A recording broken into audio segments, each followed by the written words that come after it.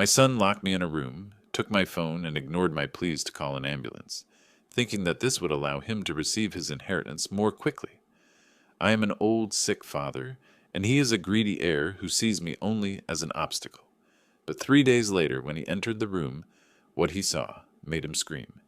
Before we continue, please subscribe to the channel and write in the comments what time it is where you are now. The front door felt heavier than I remembered.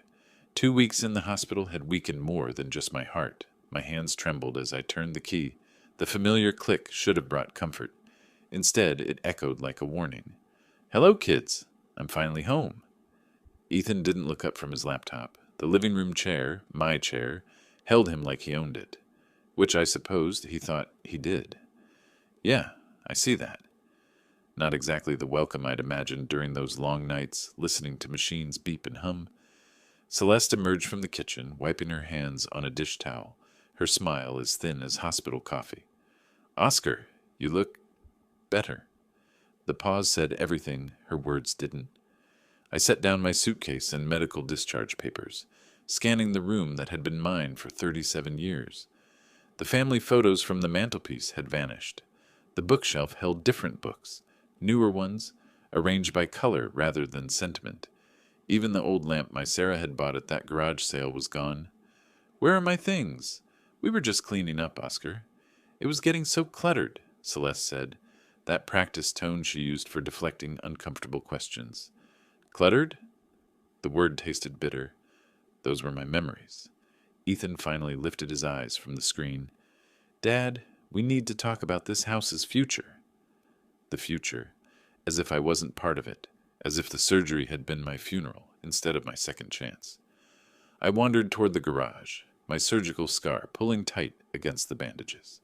The familiar ache in my chest wasn't from the operation this time. It was from seeing my life packed into cardboard boxes. Tools I'd used for 40 years. Photo albums.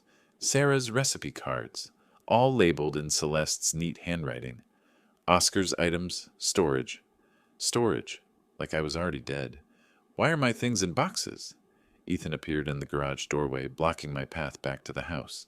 "We thought you might be more comfortable in a different arrangement." "Different arrangement?" My voice cracked like old leather. "This is my house, son." "Actually, Dad, we've been thinking about that." He crossed his arms, the gesture making him look like a stranger, wearing my son's face. "You're not getting any younger. The stairs are dangerous for someone in your condition." The condition he'd never once asked about during my stay. Not one visit, not one phone call. "The doctor cleared me for normal activities." "The doctor doesn't live here." Ethan's tone carried an edge I'd never heard before, sharp, final, like a door slamming shut. "We do." "We." Not you and me and Celeste. Just we, the couple who'd taken over while I fought to stay alive. The evening shadows stretched across the garage floor, reaching toward me like fingers. The house I'd built with my own hands suddenly felt like a tomb. My son stood there, watching me with eyes that held no warmth, no recognition of the man who'd taught him to ride a bike, to change oil, to be decent.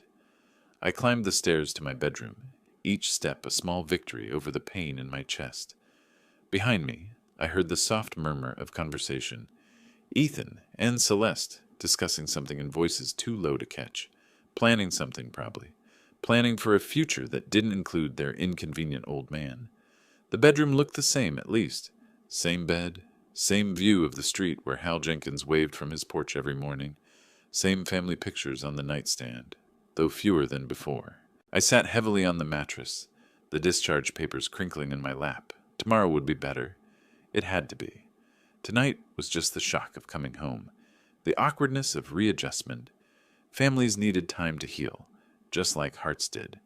But as I listened to the sounds below, the clink of dishes, the low rumble of the television, the comfortable domesticity of people who belonged, I felt more alone than I had in that sterile hospital room. The house settled around me with familiar creaks and sighs. Soon Ethan's footsteps moved across the kitchen floor, then up the stairs, then past my door without stopping. No good night, no checking if I needed anything, just the soft click of their bedroom door, sealing me out. I lay in the darkness, one hand pressed to my chest, where the surgeon had cracked me open and sewn me back together. The physical healing was almost complete, but something else had broken that I wasn't sure could be fixed. I woke to my chest, feeling like someone was standing on it.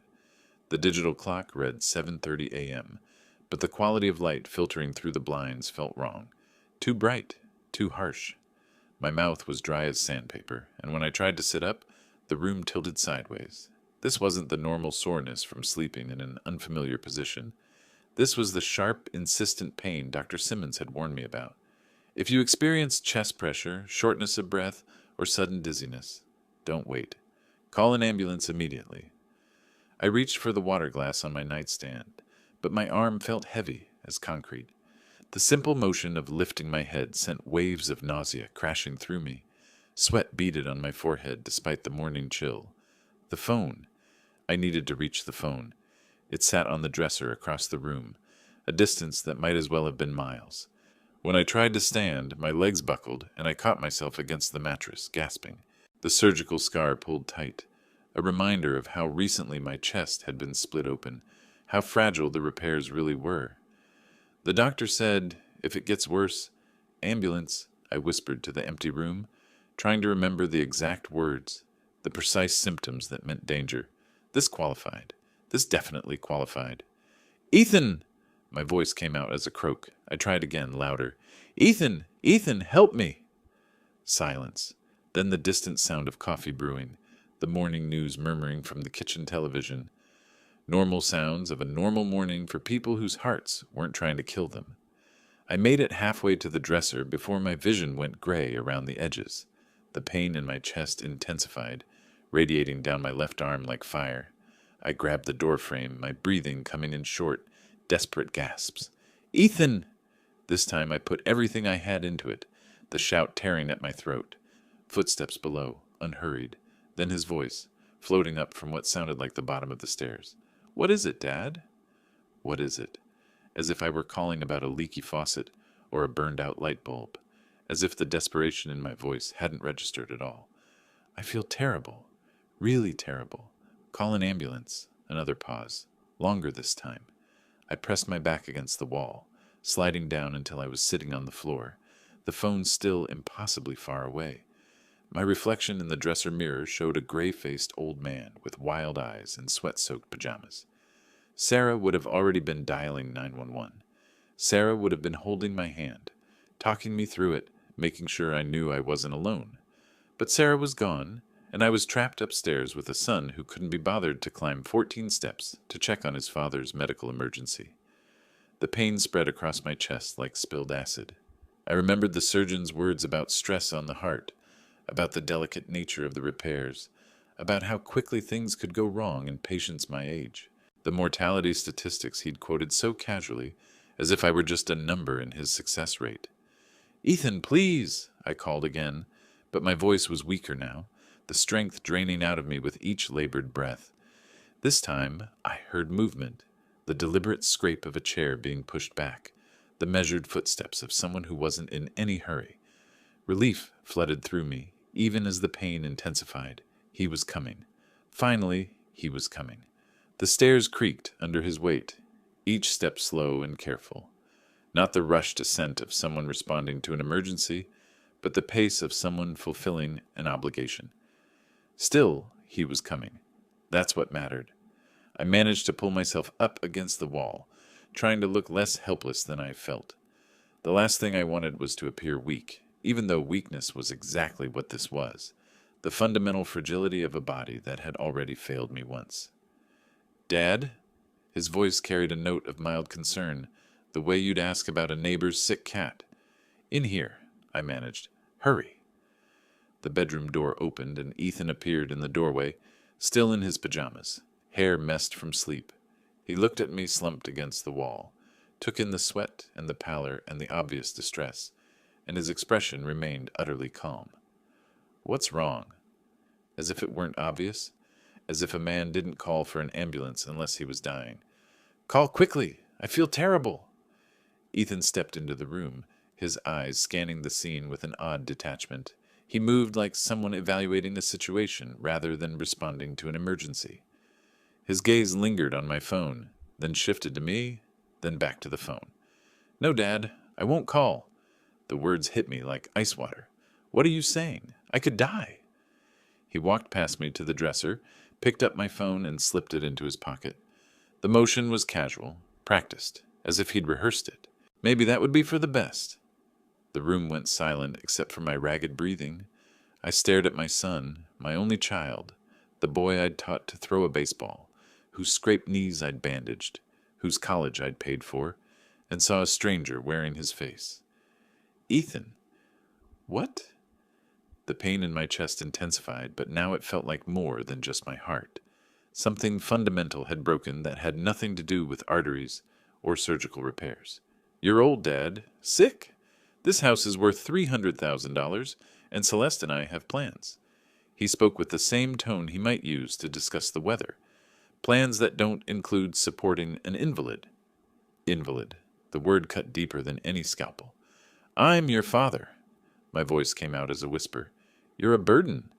He moved toward the door with that same unhurried pace, and burdens have a way of resolving themselves. I tried to stand, to reach him, to grab him by the shoulders, and shake some humanity back into him, but my body betrayed me, legs giving out, arms too weak to support my weight. I collapsed against the wall, gasping. Ethan, please, I need help. He paused at the threshold, looking back with something that might have been pity if there'd been any warmth in it. No, Dad. You need to accept reality. The door closed. The lock clicked. Locked. He'd locked me in. Ethan! I pounded on the door with what little strength I had left. Open the door. What are you doing? His footsteps retreated down the hallway, down the stairs, back to his normal morning routine. Back to his coffee and his plans and his future that didn't include his inconvenient father. I slumped against the door, the pain in my chest now competing with a different kind of agony. The boy I'd raised, the son I'd loved unconditionally, had just sentenced me to death. Not with violence or anger, but with cold calculation, with the casual cruelty of someone swatting a fly. The room felt smaller now, the walls pressing in. No phone, no way out. And downstairs the sounds of normal life continued. The television, the coffee maker, the comfortable domesticity of people planning a future built on my grave. I pressed my ear to the door, listening for any sign of conscience, any indication that he might reconsider. Instead, I heard him talking to Celeste, in low, satisfied tones, discussing something that made her laugh, a bright, careless sound that turned my blood cold. The surgical scar burned like a brand across my chest. All those machines, all those medications, all that careful monitoring to keep me alive, just so I could die alone, locked in my own bedroom, abandoned by the people I'd trusted most. But I wasn't dead yet. And despite the pain, despite the betrayal, despite everything my body was telling me about giving up, something stubborn and furious was awakening in the part of me that had survived 68 years. 2 wars, the death of my wife, and now this. If Ethan thought I'd die quietly, conveniently, he didn't know his father as well as he thought. I'd survived worse things than this. I'd survived him. The window faced Hal's house. Hal Jenkins, who'd lived next door for 15 years, who waved every morning, who'd asked about my recovery just last week. If I could get his attention. I crawled toward the window, each movement a small victory against the pain trying to drag me under. The glass was cold against my palm as I pressed myself up to see the street below. Hal's morning newspaper still lay on his driveway. He'd be out soon to collect it, coffee mug in hand, ready to start another ordinary day in an ordinary neighborhood where sons didn't lock their fathers away to die. All I had to do was survive long enough to get his attention. All I had to do was refuse to make Ethan's plan easy. The pain was real, dangerous, potentially fatal, but so was my son's betrayal. And between the two, I knew which one I was going to fight harder. The silence after his footsteps faded felt like death itself. I pressed my back against the door, sliding down until I sat crumpled on the floor like discarded laundry. The carpet beneath me, Sarah's carpet, the one she'd picked out during our 3rd year of marriage, felt rough against my palms. How did this happen? Where is that boy I raised? The question echoed in the emptiness of my skull, bouncing off memories that didn't make sense anymore. This was the same son who'd cried when he accidentally stepped on a spider at age 7. The same boy who'd hugged me so tight after his first Little League home run that I thought my ribs might crack. My chest felt like someone was tightening a vise around it. Each breath a small victory against the pain radiating down my left arm. The doctor's words came back in fragments. Any sudden onset of symptoms, don't hesitate, could be fatal. Fatal. That was exactly what Ethan was counting on. My own son, does he really want me to die? The words came out as a whisper, barely audible even to myself. I remembered teaching him to ride his bicycle in the driveway below this very window. He must have been 6, maybe 7, with that gap-toothed grin and hair that stuck up no matter how much Celeste tried to tame it. When he finally managed those first wobbly solo yards, he'd turn back to me with such pure joy. "Did you see, Dad? Did you see me do it?" I'd been so proud, so impossibly proud of this little boy who shared my stubborn chin and my wife's gentle eyes. That child was gone. In his place stood a stranger wearing Ethan's face, a man who looked at his father and saw only an obstacle to financial freedom, a burden to be eliminated. Maybe I really did become a burden. The thought crept in like poison, spreading through my consciousness with sickening efficiency. Had I been demanding? Difficult? When I'd called from the hospital, asking when they might visit, had my voice carried that needy tone that made people want to run? When I'd mentioned feeling lonely, had it sounded like manipulation? The pain in my chest intensified, and I couldn't tell anymore where the physical ended and the emotional began. They'd merged into one massive weight, pressing down on everything I thought I knew about love, family, the basic human decency that separated us from animals. Through the window, I could hear the distant sound of a lawnmower, someone starting their ordinary Tuesday morning in an ordinary way. Life continuing as if the world hadn't just cracked open to reveal something rotten at its core. I forced myself to focus on breathing. In, out, the way the physical therapist had taught me after the surgery, counting the rhythm to keep panic at bay. But this wasn't surgical recovery. This was survival. The window caught morning light, casting long rectangles across the floor. From here I could see Hal's house, his neat garden with its precise rows of vegetables. Hal, who'd waved from his porch just last week, asking how I was feeling, whether I needed anything from the store. Hal, who had no idea that his neighbor was trapped in his own bedroom, abandoned by his own blood. I pressed my palm flat against the floor and pushed, fighting dizziness as I struggled to my knees. The window was maybe 12 feet away, but it might as well have been 12 miles. Still, it was movement. It was forward. It was the only direction left. Crawling toward the window felt like crossing a desert. Each movement sent fresh waves of pain through my chest, but the alternative was lying still and letting Ethan's plan succeed. My surgical scar pulled tight against the bandages as I dragged myself across Sarah's carpet, using furniture legs for support. The window latch stuck, painted over years ago and rarely opened. My hands shook as I worked at it, sweat beading on my forehead from the effort. When it finally gave way with a rusty squeal, the morning air hit my face like a blessing. Hal's garden spread below me, neat rows of tomatoes and peppers catching the early sunlight. He knelt between the plants, wearing his old Northwestern University t-shirt and canvas work gloves, completely absorbed in checking for pests. "Hal!" My voice came out as a croak. The 2 weeks of intubation had left my throat raw, and the panic wasn't helping. "Hal, help me!" He looked up, squinting against the sun. "Oscar? What happened?" The relief of seeing his familiar face, of having another human being acknowledge my existence, nearly overwhelmed me. "Call an ambulance! Right now! I feel terrible!" Hal dropped his trowel and stood immediately, brushing dirt from his knees. "What's wrong? Should I come up there?" "No, I'm locked in. Can't reach my phone." The words tumbled out in a rush. I couldn't tell him about Ethan, couldn't destroy what was left of my family's reputation in the neighborhood, but I could get help. I could survive this. "Locked in? How are you locked in your own bedroom?" The question hung in the air like an accusation. How could I explain that my son had imprisoned me? That the boy Hal had watched grow up, had congratulated on his wedding day, had turned into someone capable of elder abuse? "The door jammed," I lied, hating myself for protecting Ethan even now. "Please, just call. I think it's my heart again." I'm calling right now. Hold on." Hal was already moving toward his house, that quick, efficient stride of a man accustomed to handling emergencies. 15 years in the classroom had taught him to respond first and ask questions later. I gripped the window frame, leaning out as far as my weakened body would allow.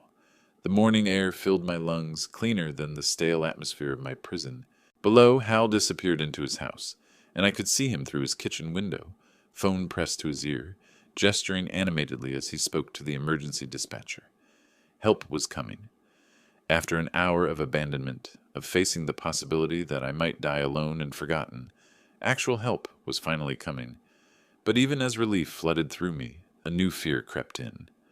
What would happen when the paramedics arrived? Would Ethan let them in? Would he maintain the fiction that I was fine, just a confused old man making trouble? He was smooth, professional, the kind of person authority figures trusted instinctively. "They're on their way," Hal called from his back door. "Ambulance should be here in 10 minutes. You just hang tight." 10 minutes. I could survive 10 minutes. Through the window, I watched Hal hurry back to his garden, then change his mind and walk to the front of his property, where he could watch for the ambulance.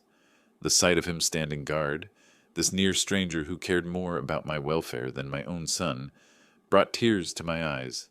The pain in my chest had shifted, becoming more manageable now that hope had returned.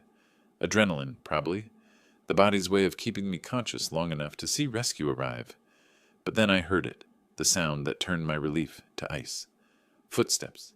Heavy, deliberate footsteps moving up the stairs toward my room. Ethan had heard me calling. He knew what I'd done.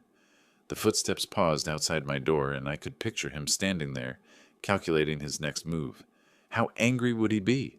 How far was he willing to go to protect his scheme? The lock clicked. The door exploded inward with such force it slammed against the wall. Ethan filled the doorframe, his face twisted with a rage I'd never seen before, not even during his worst teenage tantrums. His professional demeanor had vanished, replaced by something primitive and dangerous. "What did you do, you old fool?" I scrambled backward from the window, my heart hammering against my ribs. "Let me go! I need help!" He crossed the room in 3 quick strides, grabbing my shoulders and hauling me up with surprising strength.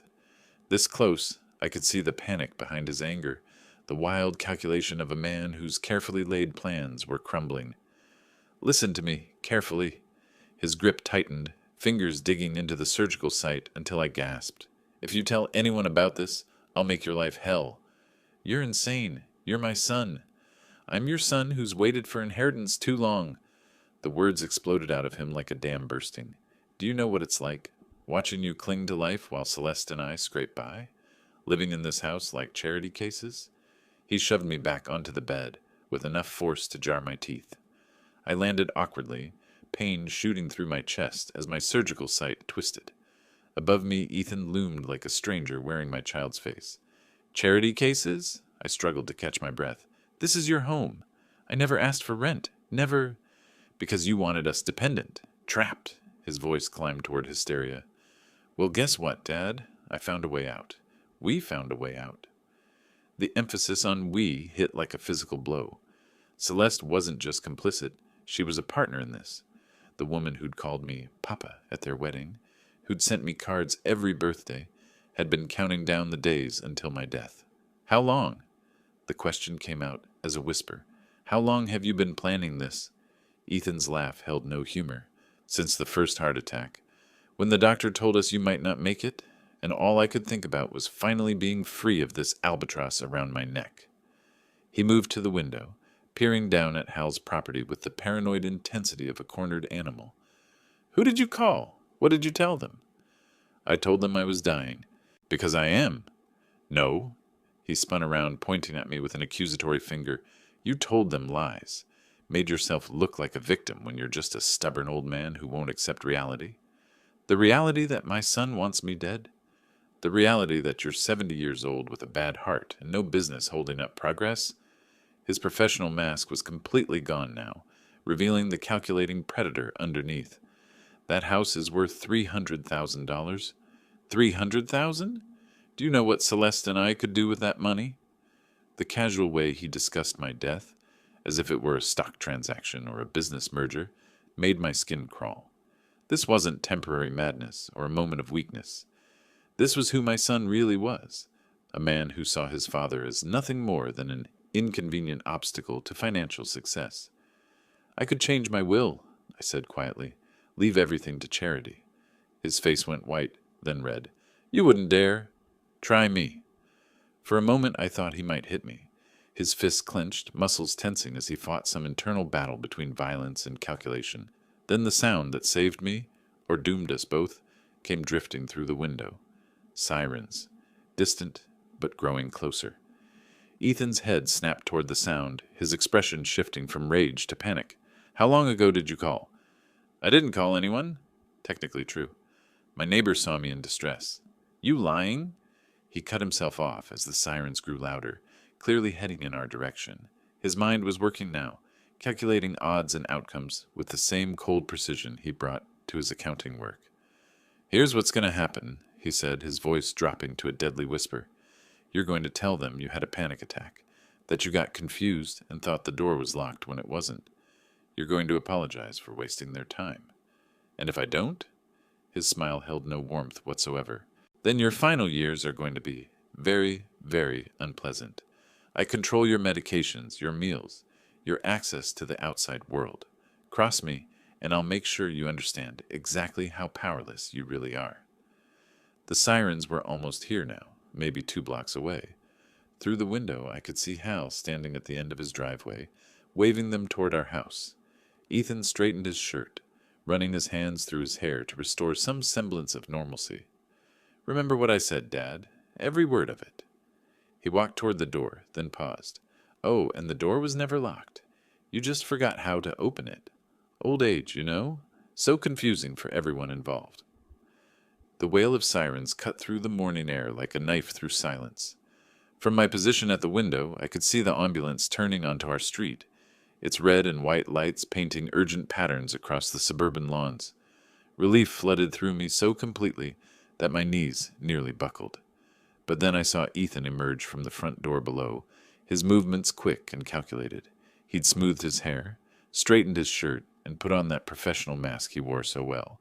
The concerned son, ready to handle an unfortunate misunderstanding. The ambulance pulled up to our curb with a hydraulic hiss. 2 paramedics climbed out, a woman in her 40s with graying hair and a younger man carrying medical equipment.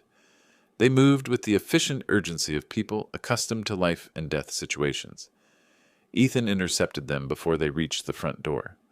Officers, I think there's been some kind of mistake, he said, his voice carrying that perfectly modulated tone of polite confusion. Everyone here is healthy. We received a call from this address, the female paramedic replied, her eyes scanning the house methodically. Cardiac emergency, possible distress. Well, my father has been having some confusion since his surgery. Ethan's performance was flawless, the caring son dealing with an elderly parent's declining mental state. He sometimes imagines medical emergencies that aren't real. My chest burned with fury that temporarily overwhelmed the physical pain. Even now, even caught in his lies, he was trying to paint me as a confused old man. I'm here, I shouted from the window, putting every ounce of strength into my voice. 2nd floor, help me! The paramedics looked up immediately, their professional attention focusing on my obvious distress. The woman stepped away from Ethan, craning her neck to get a better view. Sir, are you experiencing chest pain? She called up. Yes, and I'm locked in my room. Can't get out. Ethan's mask slipped for just a moment, a flash of panic crossing his features before he regained control. He gets confused about the door handle sometimes. Old age, you know. I'll just go up and... No. The male paramedic's voice cut through Ethan's explanation like a blade. Sir, open the door immediately. We need direct access to the patient. But really, this isn't necessary. If you just let me... This is not a request. The woman's tone had shifted from professional courtesy to absolute authority. We have a patient reporting cardiac distress and claiming to be trapped. You will provide immediate access, or we'll call for police backup. I watched Ethan's face cycle through a dozen expressions. Calculation, desperation, fury, resignation. He was trapped by his own lies, caught between his carefully constructed deception and the immovable force of medical protocol. "Of course," he said finally, his voice tight. "I'll unlock the door right away." But he didn't move. He stood there for precious seconds, his mind working frantically for some way to regain control of the situation.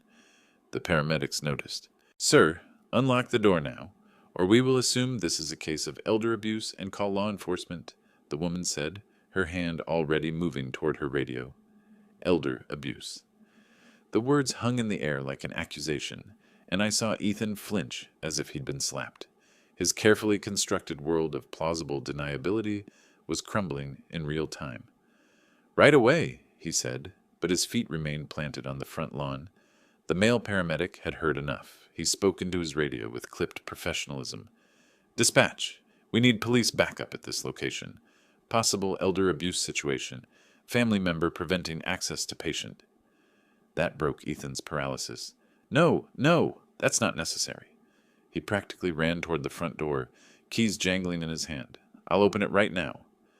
Through the window, I watched him disappear into the house, and moments later, I heard his footsteps on the stairs, slower than they should have been, each step a reluctant admission of defeat. The lock clicked. The door opened. "Dad?"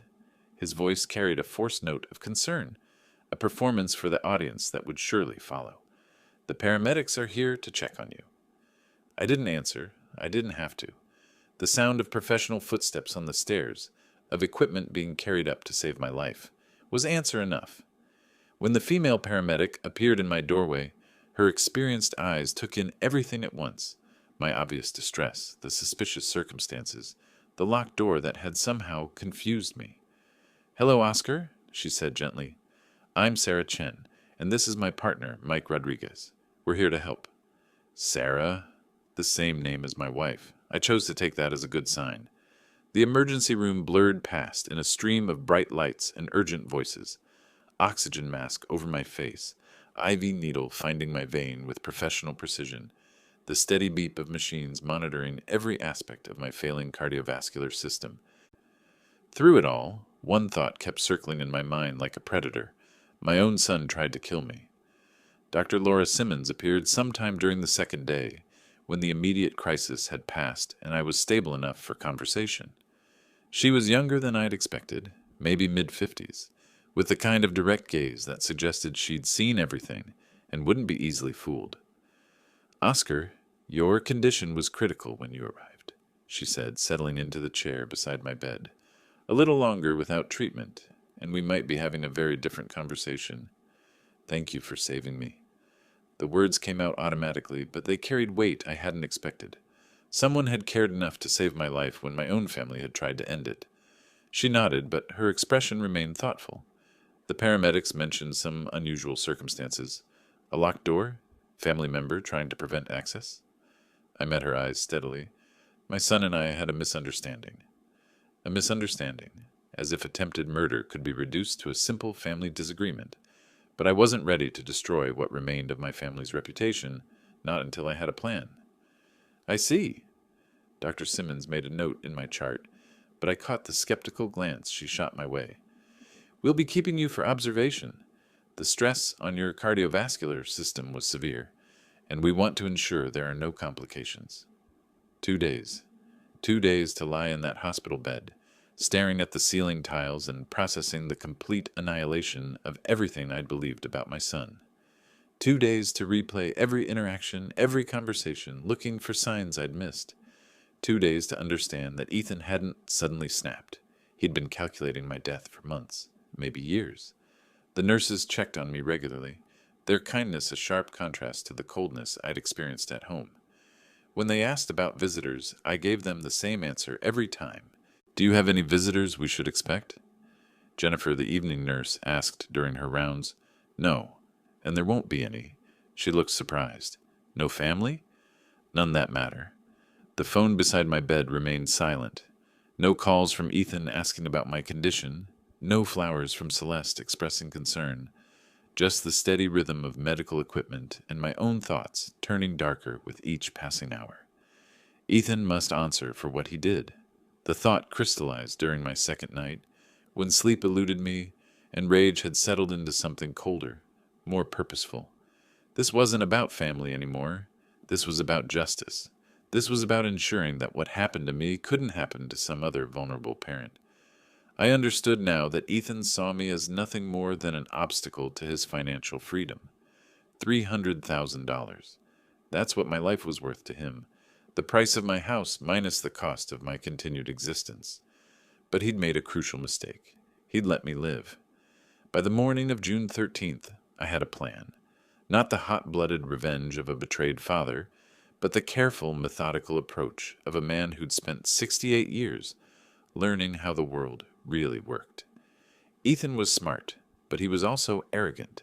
He thought he was dealing with a confused old man who would either die quietly or be too ashamed to expose family secrets. He was wrong on both counts. "You're looking much better," Dr. Simmons said during her final check. "Heart rhythm is stable. Blood pressure is under control. I think we can discharge you this afternoon."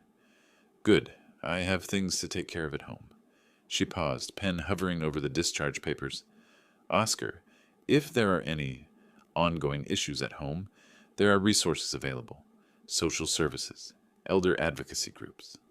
I smiled, but it wasn't a warm expression. "I can handle my family situation, Doctor. But thank you." At 2 o'clock, I walked out of Northwest Community Hospital with a small bag of medications and a heart that beat steady and strong. The taxi driver who picked me up was chatty, asking about my stay, commenting on the nice weather. I barely heard him. My mind was focused on the afternoon ahead, on the phone calls I needed to make, the preparations that would ensure Ethan faced the consequences of his actions. The house looked exactly the same as I'd left it 3 days ago, but everything had changed. This wasn't my home anymore. It was a crime scene, and I was no longer the victim. I was the prosecutor. The taxi pulled away with a quiet purr, leaving me standing on the sidewalk in front of the house that no longer felt like home. Ethan's car was gone from the driveway, at work, most likely, pretending to be the grieving son whose father had suffered another medical emergency. Celeste's sedan was missing too, probably at her marketing job, maintaining the facade of normalcy. Perfect. I needed privacy for what came next. Inside, the house felt different. The same furniture, the same family photos that had been returned to their places. Guilt, perhaps, or just maintaining appearances. But the atmosphere had changed fundamentally. This was no longer a sanctuary. It was evidence of a crime. I climbed the stairs slowly, saving my strength, and went directly to my bedroom.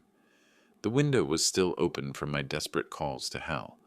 The carpet still bore the impression where I'd collapsed, fighting for breath, while my son plotted my death. From my dresser drawer, I retrieved the small digital recorder I'd bought years ago for capturing Sarah's stories about her childhood. She'd wanted me to preserve them for the grandchildren who would never come. Now it would serve a very different purpose. The device was simple, a silver rectangle no bigger than a playing card. I tested it twice, speaking clearly into the microphone, playing back my words to ensure the audio was crisp and clear. Technology had come a long way since my working days.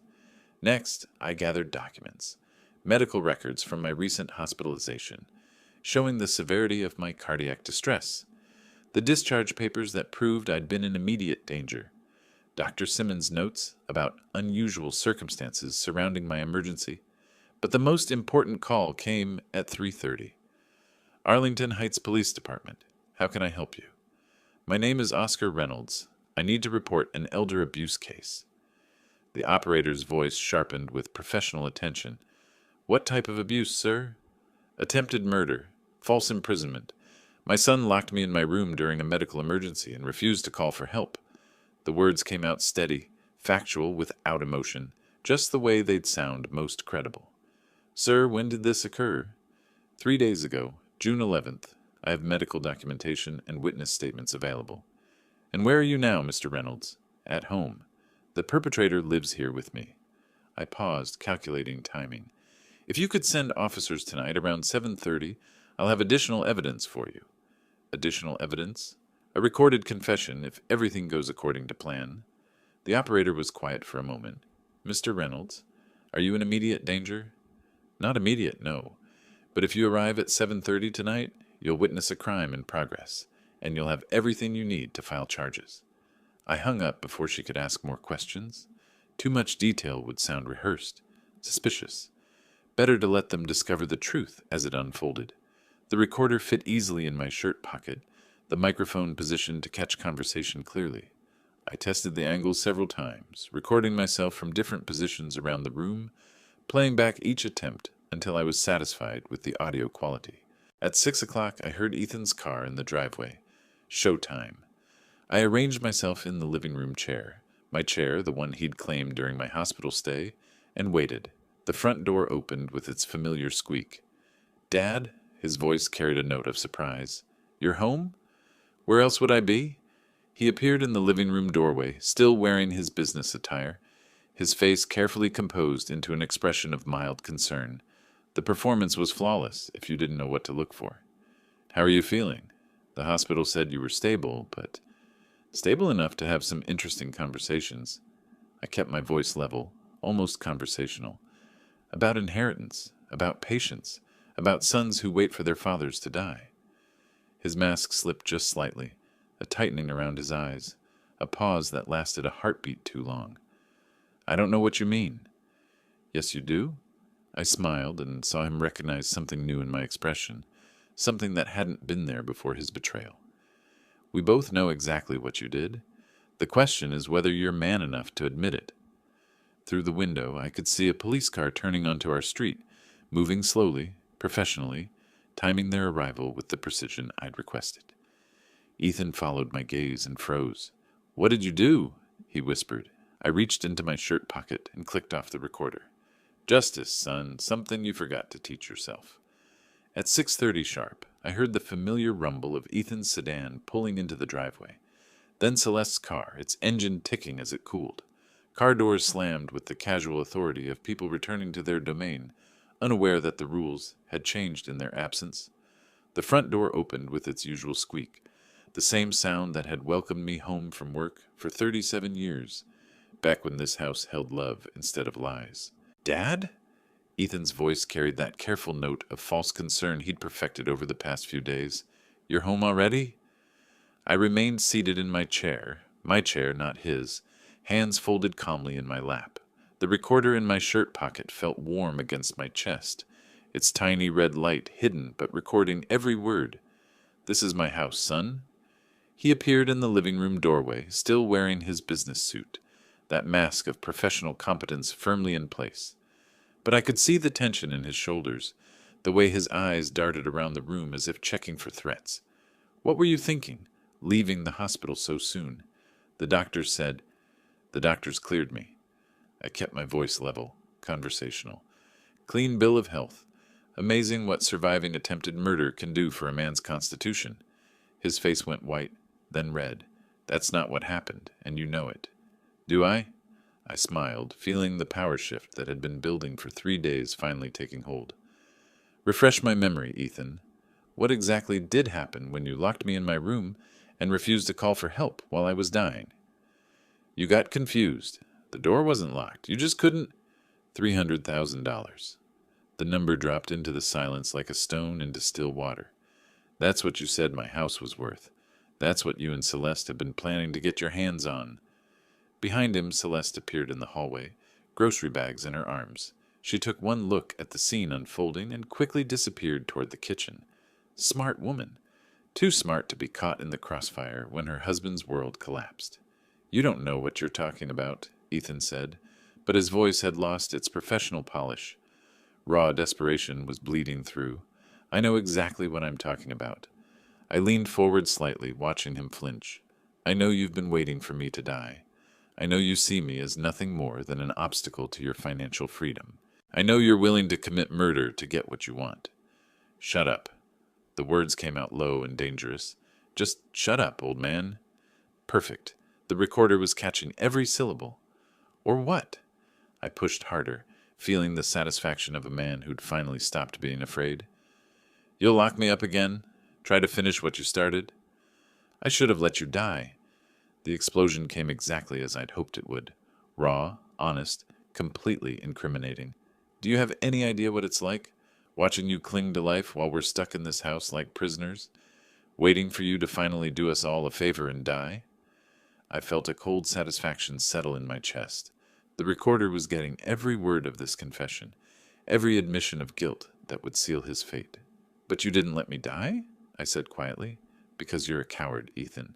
You wanted me dead, but you didn't have the courage to do it yourself. You just hoped nature would take its course while you played innocent." "Innocent?" He laughed, a harsh sound with no humor in it. "I've been innocent my whole life. Dutiful son, good student, responsible adult. And what did it get me? Trapped in my father's house at 42, dependent on your charity, waiting for scraps from your table. So you decided to help yourself to the whole meal. I decided to take what should have been mine years ago." His professional facade was completely gone now, replaced by the ugly reality underneath. "You had your time, Dad. Your house, your life, your choices. It's my turn now." Through the window, I caught a glimpse of movement on the street, right on schedule. "Your turn?" I stood slowly, my body steady and strong, despite everything he'd put me through. "Let me tell you whose turn it really is, son." The doorbell rang. Ethan spun toward the sound, confusion replacing anger on his face. "Who could that be?" I reached into my shirt pocket and clicked off the recorder. "It's job complete. Justice, Ethan. Something you seem to have forgotten about." The doorbell rang again, followed by 3 sharp knocks that carried the unmistakable authority of law enforcement. Ethan's face shifted from confusion to understanding to pure panic in the span of seconds. "What did you do?" he whispered. I walked to the front door with steady steps, my heart beating strong and sure. Through the peephole, I could see 2 officers in Arlington Heights, police uniforms. A woman in her 40s, with sergeant's stripes, and a younger man with kind eyes and a serious expression. "Oscar Reynolds?" the female officer asked when I opened the door. "I'm Sergeant Maria Gonzalez. This is Officer Derek Patel. We received your call about an elder abuse case." "Yes, I called you." I stepped aside to let them enter. "I have evidence." Behind me, I heard Ethan's sharp intake of breath, the sound of a man realizing he'd walked into a carefully laid trap. "Evidence?" Sergeant Gonzalez's professional gaze took in the scene, the comfortable living room, the well-dressed son who looked like he'd seen a ghost, the elderly father who radiated calm determination. I reached into my shirt pocket and produced the small silver recorder. Recorded confession, threats of violence, admission of attempted murder through medical neglect. "That's not—" Ethan started forward, then stopped as Officer Patel's hand moved to his belt. "Let's hear it," Sergeant Gonzalez said. I pressed play. Ethan's voice filled the room, clear and damning. "I should have let you die. Do you have any idea what it's like, watching you cling to life while we're stuck in this house like prisoners?" The color drained from Ethan's face as his own words condemned him. "That's taken out of context. He was provoking me." "Keep listening," I said quietly. "I decided to take what should have been mine years ago. You had your time, Dad. It's my turn now." Sergeant Gonzalez exchanged a look with her partner. 20 years on the force had taught her to recognize genuine evidence when she heard it. "Sir, can you tell us what happened on June 11th? Officer Patel asked, his notebook already out. "My son locked me in my bedroom during a cardiac emergency and refused to call for medical help," I said, my voice steady and factual. "He admitted he wanted me to die so he could inherit my house. When I managed to get a neighbor's attention, the paramedics found me trapped and in severe distress." "He's lying?" Ethan's voice cracked with desperation. "He's a confused old man who doesn't understand what really happened." "We have the paramedic report," Sergeant Gonzalez said, consulting her notes. "Emergency responders documented a locked door and family member attempting to prevent medical access. That matches Mr. Reynolds' account." From the kitchen doorway, Celeste appeared with a suitcase in her hand. She'd been listening, and she'd made her choice. "Officers, I can confirm my husband's behavior," she said, her voice shaking. "I tried to stop him, but he said it would be better if Oscar just died naturally." Ethan spun toward her, betrayal written across his features. "Celeste, what are you doing?" "What I should have done 3 days ago." She looked at me with something that might have been remorse. "I'm sorry, Oscar. I should have protected you." Officer Patel stepped forward, his handcuffs already in hand. "Ethan Reynolds, you're under arrest for elder abuse, false imprisonment, and conspiracy to commit harm to a vulnerable adult. You have the right to remain silent," Sergeant Gonzalez continued as her partner secured the handcuffs. Anything you say can and will be used against you in a court of law. I watched my son, my only child, the boy I'd raised and loved and provided for, being read his rights in the living room where he'd once opened Christmas presents and celebrated birthdays. The weight of it should have crushed me, but instead I felt something I hadn't experienced in years. Peace. "This isn't over," Ethan shouted as they led him toward the door. "I'm your son, your only family." "No," I said quietly, but loud enough for him to hear. "My son would never have tried to kill me for money. I don't know who you are." The door closed behind them with a soft click, taking with it the last remnants of the family I thought I'd known. Celeste stood in the hallway with her suitcase, tears streaming down her face. "I'll be gone by tomorrow," she said. "Divorce papers will be filed by the end of the week." I nodded. "That's probably best." She paused at the door. "He wasn't always like this, you know. The greed, it consumed him." I know. And I did know. Somewhere inside that angry, desperate man was the little boy who'd once hugged me after every little league game, win or lose. But that boy was gone, replaced by someone I couldn't save and wouldn't try to. The house fell silent around me, but it wasn't the terrifying silence of abandonment. It was the blessed quiet of justice served and truth acknowledged. For the first time in months, I was truly alone, and it felt like freedom. 17 days later, I stood at the same window where I'd once called desperately for help.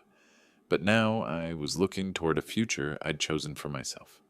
The for sale sign on my front lawn caught the morning sunlight, a symbol of the new life I was building from the ashes of the old. The legal proceedings had moved with surprising speed. Ethan's plea bargain included 2 years probation, community service, and a permanent restraining order that prohibited him from contacting me. The elder abuse conviction would follow him for the rest of his life, a fitting consequence for a man who'd forgotten that family meant protection, not predation. "Justice has been served," I said to the empty room, and the words felt true in a way that satisfied something deep in my soul. My phone rang, interrupting the peaceful silence. The lawyer's voice was crisp and professional. "Oscar, the new will is finalized. Your son is no longer an heir, and the house sale proceeds will fund your new living arrangements, plus a substantial charitable donation to the Elder Abuse Prevention Society." "Thank you, Margaret. This feels right." After hanging up, I walked through the rooms that had witnessed both love and betrayal. The house would sell quickly. 3 bedrooms in a good neighborhood, recently updated kitchen, no family drama to complicate the transaction. The realtor had been impressed by how clean and organized everything looked. I'd spent the past 2 weeks methodically removing every trace of Ethan and Celeste's presence. Their belongings sat in storage boxes, waiting for them to collect. I wouldn't throw away their lives the way they'd tried to discard mine, but I wouldn't keep reminders of their betrayal either. The assisted living community I'd chosen was modern, bright, and full of people who understood that aging didn't mean giving up. My deposit was paid, my moving date set for next month. For the first time in years, I was excited about the future. A knock at the door interrupted my planning. Through the window, I could see Hal Jenkins standing on my porch with a plate covered in aluminum foil. "How are things, Oscar?" he asked when I opened the door. "Better than ever, Hal. Much better." His smile was warm with genuine affection. "Sandra made too much pot roast again. Thought you might enjoy some." I accepted the plate gratefully. In the weeks since Ethan's arrest, Hal had become a true friend, stopping by for coffee, helping with small repairs, treating me like family should have treated me all along. "Would you like to come in?" "Can't stay long, but sure." He settled into the chair that used to be Ethan's domain. "Read in the paper that your son got sentenced. Must be tough." "It was the right thing," I said simply. "Sometimes doing right means letting go of what we thought we wanted." We sat in comfortable silence for a while, 2 old men who understood that friendship was about presence, not conversation. Through the window I could see children playing in the street, their laughter carrying on the summer breeze. "You know," Hal said eventually, "there's a poker game at the community center Thursday nights. Bunch of us old-timers trying to remember how to bluff. You interested?" I smiled, feeling lighter than I had in years. I'd like that very much. After he left, I walked through the house one more time, saying goodbye to the memories worth keeping and releasing the ones that had only brought pain. In 6 weeks, someone else would call this place home. Someone who would fill it with laughter instead of lies, love instead of resentment. The afternoon sun streamed through the living room window, warming the space where I'd once fought for my life and won something more valuable than survival. I'd won back my dignity, my agency, and my right to choose how my story would end. My phone buzzed with a text from the assisted living director. "Your apartment is ready whenever you are. Welcome to your new chapter." I typed back, "See you soon. Ready to begin." Outside, a cardinal landed on the windowsill, its red feathers brilliant against the glass. Sarah always said cardinals were messengers, signs that loved ones were watching over us. Whether or not that was true, I chose to take it as a good omen. At 68, I was starting over. Not because I had to, but because I'd learned that it's never too late to demand better from life, to refuse to accept cruelty disguised as family, to fight for justice even when it costs everything you thought you wanted. The house around me felt peaceful now, no longer haunted by betrayal, but blessed by the knowledge that truth had triumphed over manipulation, that courage had defeated cowardice, that an old man could still be strong enough to save himself. Tomorrow would bring new challenges, new possibilities, new reasons to keep choosing hope over bitterness. But today, in this moment, I was exactly where I belonged, free, vindicated, and ready for whatever came next. If you like this story, please like this video, subscribe to the channel, and share your impressions of this story in the comments. To listen to the next story, click on the box on the left. Thank you for watching.